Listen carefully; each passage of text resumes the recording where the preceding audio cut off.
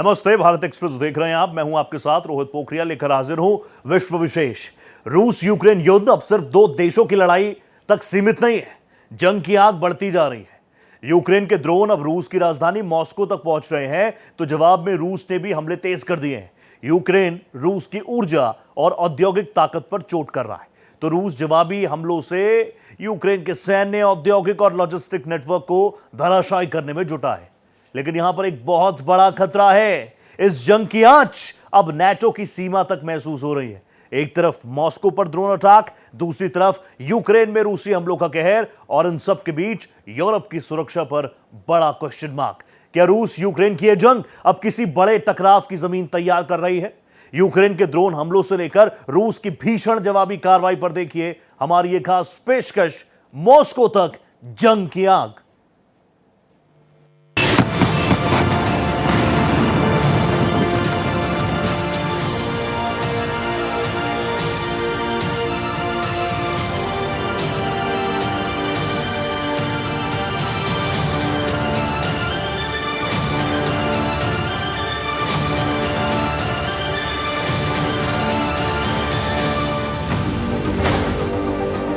Moscow तक जंग की आग। रूस यूक्रेन जंग लगातार और खतरनाक होता जा रहा है। यूक्रेन अब रूस को सिर्फ मोर्चे पर नहीं, बल्कि उसकी अर्थव्यवस्था और ऊर्जा ढांचे पर भी चोट पहुंचाने की रणनीति पर काम कर रहा है। रूस की रिफाइनरियों, तेल ठिकानों और सप्लाई नेटवर्क पर हमले बढ़े हैं, तो दूसरी तरफ रूस भी यूक्रेन के शहरों, एनर्जी सेंटर्स और औद्योगिक ठिकानों पर लगातार जवाबी हमले कर रहा है। नतीजा साफ है, हमला, पलटवार और फिर जवाबी हमले ने दोनों देशों के बीच शांति समझौतों की उम्मीद को काफी पीछे धकेल दिया है। रूस पर यूक्रेन का बड़ा ड्रोन प्रहार और यूक्रेन पर रूस की मिसाइल बरसात ने जंग की आग को और भड़का दिया है। इस बार युद्ध का असर सिर्फ रूस और यूक्रेन तक सीमित नहीं रह गया है, बल्कि पूरे यूरोप की सुरक्षा पर दिखाई देने लगा है। सवाल यह है कि क्या ये हमले दोनों देशों को बातचीत की मेज तक ले जाएंगे, या फिर युद्ध और ज्यादा लंबा और विनाशकारी होता जाएगा। रूस यूक्रेन युद्ध का असर अब सिर्फ रणभूमि तक सीमित नहीं रहा। ड्रोन हमले हजारों किलोमीटर दूर बैठी रिफाइनरियों को निशाना बना रहे हैं। रिफाइनरियों की चोट पेट्रोल की सप्लाई पर पड़ रही है और इसका असर वैश्विक ऊर्जा कारोबार पर दिखाई दे रहा है। रूस में मची तबाही, मॉस्को के करीब धधकता गोदाम, आसमान में उठता काला धुआं और सैकड़ों ड्रोन का खतरा, ये तस्वीरें बता रही है कि रूस यूक्रेन की जंग अब और भी खतरनाक हो चुकी है।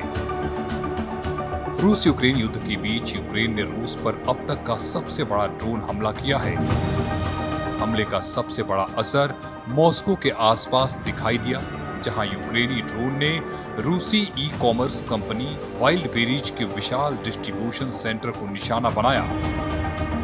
ड्रोन हमले के बाद करीब 2 लाख वर्ग मीटर में फैले गोदाम में भीषण आग भड़क उठी। तस्वीरों में इमारत का बड़ा हिस्सा आग की लपटों में घिरा दिखाई दिया, जबकि आसमान में कई किलोमीटर तक काले धुएं का गुबार नजर आया। रूस के मुताबिक करीब 600 ड्रोन मॉस्को की ओर दागे गए। पिछले 2 वर्षों में राजधानी मॉस्को के आसपास हुआ ये सबसे बड़ा हवाई हमला है। यूक्रेन ने रूस के आसमान को ड्रोन से पाट दिया। रूस ने एयर डिफेंस के जरिए उन्हें रोकने का दावा किया, लेकिन इन हमलों के बीच जमीन पर तबाही का मंजर साफ दिखाई दे रहा है। और सबसे बड़ा सवाल यही है, जब यूक्रेन ने अब तक का सबसे बड़ा ड्रोन हमला कर दिया है, तो रूस का जवाब कितना बड़ा होगा? आप समझते हैं प्रेसिडेंट पुतिन इस वक्त गुस्से में नहीं है? उसका चेहरा तमतमाया हुआ है, वो बहुत खासी खुंदस में है। उसने बहुत विश्वास किया डोनाल्ड ट्रंप पे कि वो बड़े सिंसियर हैं पीस में, लेकिन मेरा ख्याल अब उनको समझ आ रहा है धीरे धीरे कि डोनाल्ड ट्रंप कहते कुछ हैं, करते कुछ हैं। और अब डोनाल्ड ट्रंप बात कर रहे हैं कि वो $90 अरब देंगे यूक्रेन को लड़ाई चालू रखने के लिए। कि हाँ तुमने अब रूस को पकड़ लिया है, रूस को डिस्ट्रॉय करो, रूस को ख़त्म करो। ये हम 4 साल से ये राग सुनते आ रहे हैं कि रूस गया गया गया, ख़त्म, खलास, मर गया, लोग विद्रोह करेंगे, ये करेंगे, वो करेंगे। अबे सिर सुहा नहीं किया, उल्टा 8 बिलियन 8 करोड़ यूक्रेनियन अपना देश छोड़ के भाग गए। 2 करोड़ के करीब मारे गए हैं साहब वहाँ पे। 2 बिलियन के करीब they are dead Ukrainian soldiers, और घायल कितने हुए हैं तो वो अल्लाह ताला खुदा ही जाने। पोलैंड बड़ा चिढ़ रहा है अब यूक्रेन से, क्योंकि सर पे चढ़ना शुरू हो गए और बता रहे हैं कि मैं तो चौधरी हूँ, ज़मीन पे पिट गया तो क्या हुआ, मैं ड्रोन से मार रहा हूँ, नुकसान पहुंचा रहा हूँ, और नुकसान पहुंचाया है। रूसी अर्थव्यवस्था पर चोट। यूक्रेन की रणनीति अब सिर्फ सैन्य ठिकानों तक सीमित नहीं रही।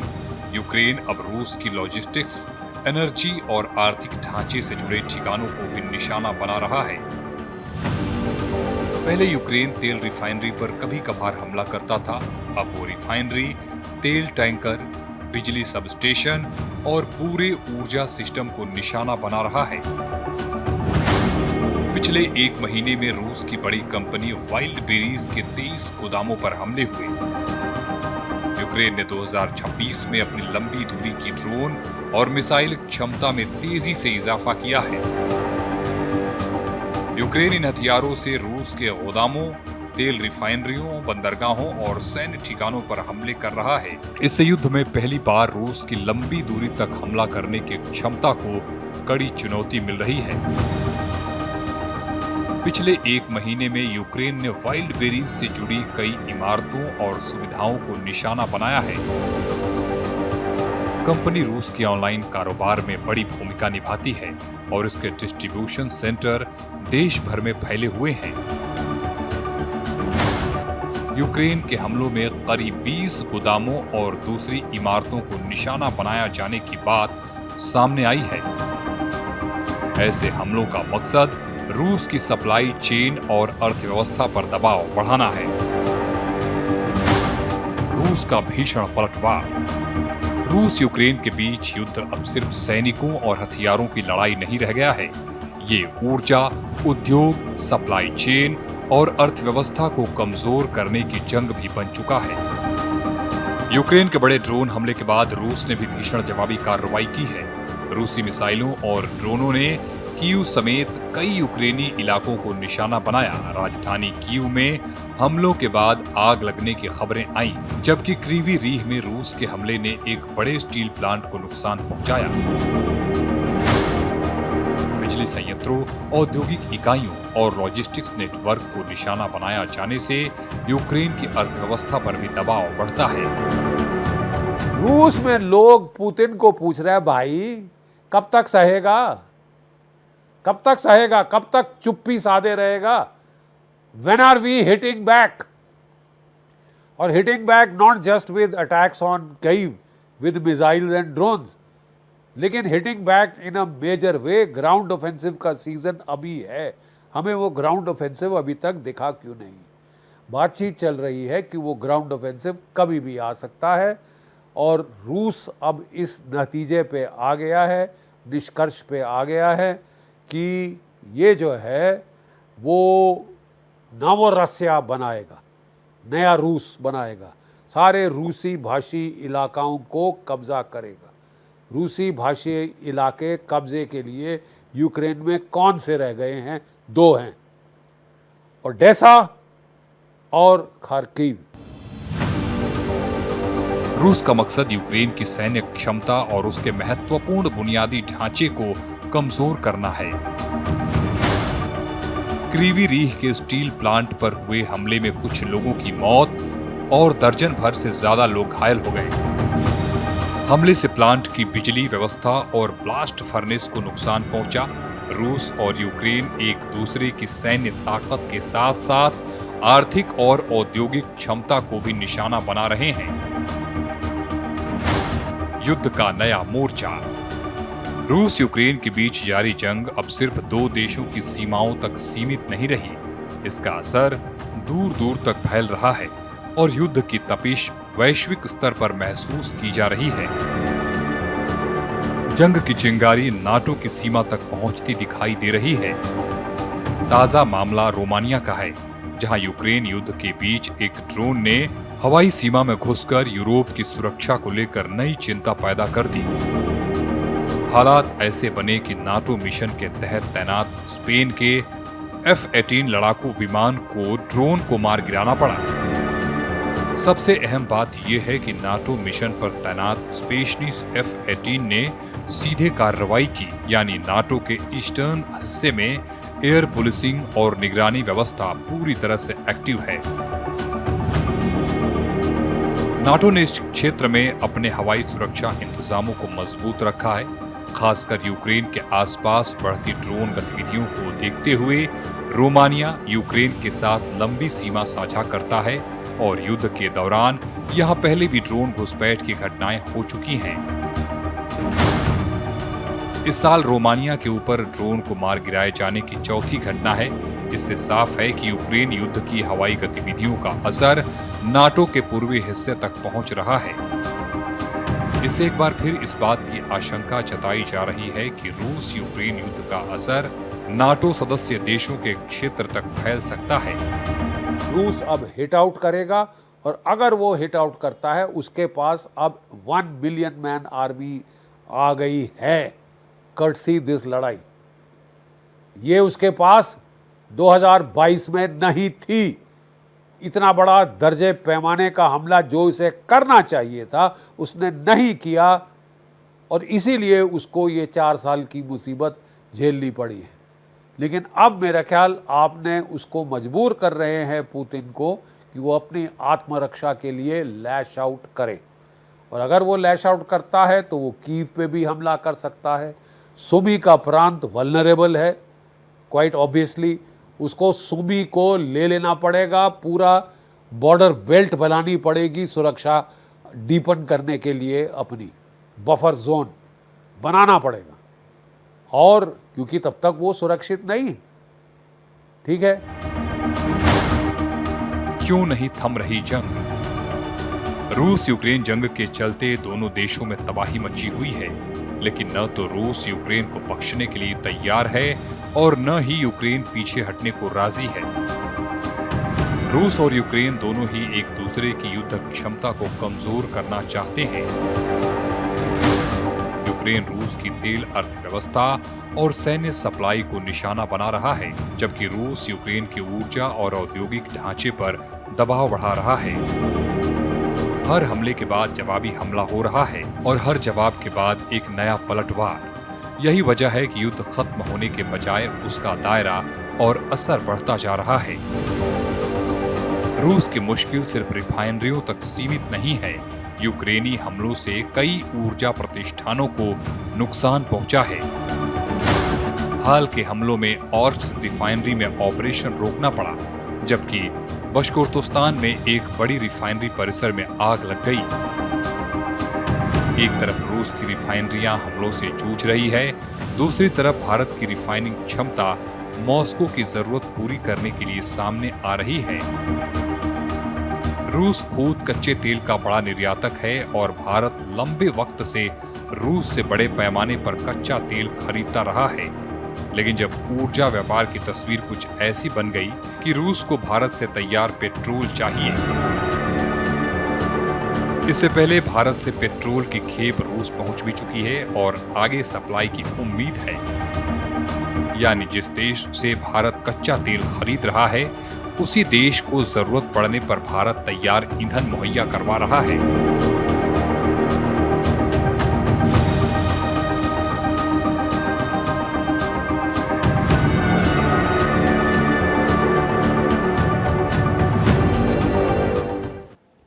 ईरान अमेरिका जंग को रोकने की कूटनीतिक कोशिशें फिलहाल नाकाम नजर आती हैं। एक तरफ समझौते की डेडलाइन खत्म हुई तो दूसरी तरफ ईरान ने अमेरिकी सैनिकों को पकड़ने या मारने पर इनाम का ऐलान कर टकराव को और अग्रेसिव कर दिया। यानी बातचीत की मेज से लेकर जंग के मैदान तक हर मोर्चे पर इस वक्त सिर्फ स्ट्रेस है। ईरान के नए ऐलान के बाद पैदा होने वाले टकराव और हॉर्मूज पर गहरे संकट पर देखिए हमारी ये खास पेशकश, ईरान का इनामी वॉर।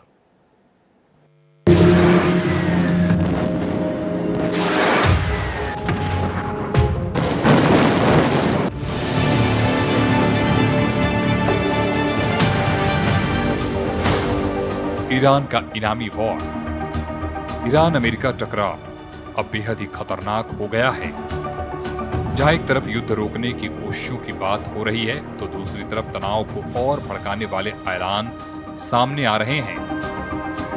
अमेरिकी राष्ट्रपति डोनाल्ड ट्रंप जहां जंग को खत्म करने और बातचीत की संभावनाओं को तलाशने की बात कह रहे हैं, वहीं ईरान की तरफ से अमेरिकी सैनिकों को निशाना बनाने के लिए इनाम देने का ऐलान किया गया है। ईरानी सेना के प्रमुख मेजर जनरल अमीर हतामी के मुताबिक अगर कोई ईरानी नागरिक किसी अमेरिकी सैनिक को पकड़ता है या मार गिराता है और उसे ईरानी अधिकारियों को सौंपता है, तो उसे करीब $30,000 यानी 5 अरब तोमान का इनाम दिया जाएगा। महिलाओं के लिए ये रकम दोगुनी यानी करीब $60,000 बताई गई है। इनाम का ऐलान बढ़ी टेंशन। एक तरफ मिसाइलें और ड्रोन, दूसरी तरफ लगातार बढ़ती धमकियां और अब अमेरिकी सैनिकों पर लाखों रुपए के इनाम का ऐलान। साहब, अगर आप इस तरह से धोखाधड़ी करते रहेंगे तो फाइनल पीस टॉक का आना तो इम्पॉसिबल हो जाएगा। कैसे ट्रस्ट करेगा कोई मुल्क आपके ऊपर? बड़े धड़ल्ले से आपने साइन किया MOU। कोई इजराइल कोई हमला बंद नहीं करेगा लेबनान के ऊपर। बेरूट पे बॉम्बिंग जारी रहेगी, जो करना है कर लो। पहला पैरा से ही आपने शुरुआत आगाज जो किया MOU का, आपने बोला कि जाए चूल्हे, मैं नहीं मानता।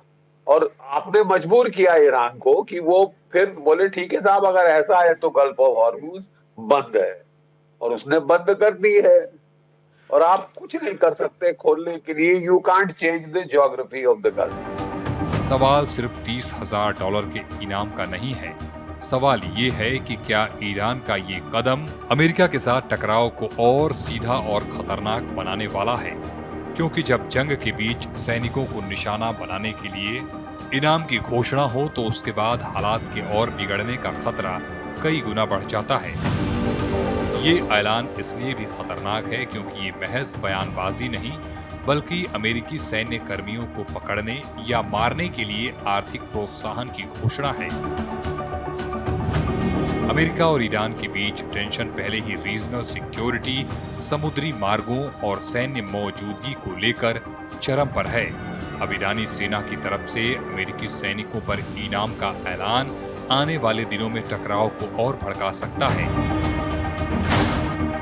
ईरान ने किसी भी अमेरिकी सैन्य कर्मी को मारने या पकड़ने वाले व्यक्ति के लिए $30,000 के बराबर इनाम की घोषणा की है। ईरानी सेना प्रमुख ने अपने बयान में खासतौर पर कहा कि अगर कोई ईरानी महिला अमेरिकी सैनिक को पकड़ने या मारने की कार्रवाई करती है, तो उसे दोगुना इनाम दिया जाएगा। यानी जहां सामान्य इनाम $30,000 है, वही महिलाओं के लिए ये राशि करीब $60,000 होगी। ईरान ने इसे वित्तीय जिहाद का हिस्सा बताया, जिसके तहत ईरानियों द्वारा दिए गए योगदान का इस्तेमाल अमेरिकी सेना को निशाना बनाने के लिए पुरस्कार के तौर पर दिया जाएगा। ये ईरान की तरफ से नई जंग का ऐलान है। बार बार डोनाल्ड ट्रंप साहब दुहाई दे रहे हैं। वो 15 किलोमीटर दूर है ईरान के तट से।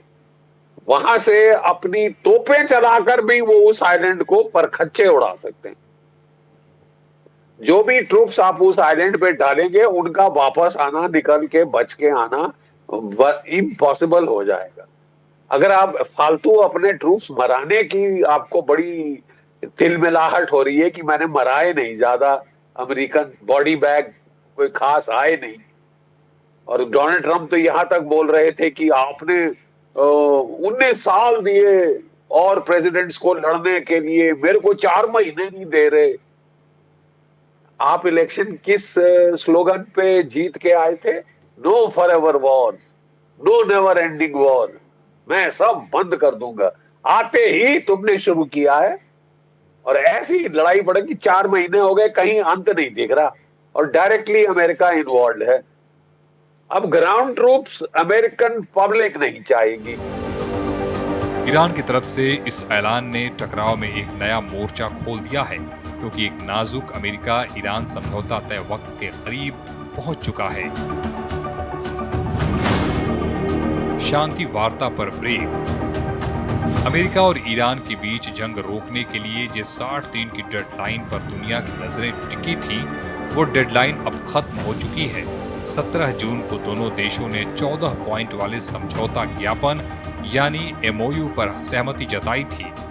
मकसद था जंग पर ब्रेक लगाना और अगले 60 दिनों के भीतर एक अंतिम समझौते की राह तैयार करना।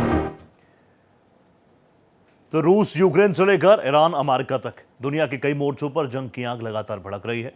कई ड्रोन और मिसाइलों की बौछार तो कहीं शांति की कोशिशों के बीच इनामी वॉर। एक तरफ रूस यूक्रेन की जंग की आंच नाटो की सीमा तक पहुंच रही है, तो दूसरी ओर 60 दिनों की पीस डील खत्म होने के बाद ईरान अमेरिका टकराव और खतरनाक मोड़ पर खड़ा होगा। सवाल ये, क्या दुनिया शांति की तरफ बढ़ेगी या युद्ध के नए फ्रंट खुलेंगे? फिलहाल तस्वीर कुछ क्लियर नहीं है। जंग का दायरा लगातार बढ़ रहा है। इसी के साथ इस खास पेशकश में विश्व विशेष में मेरे साथ इतना ही।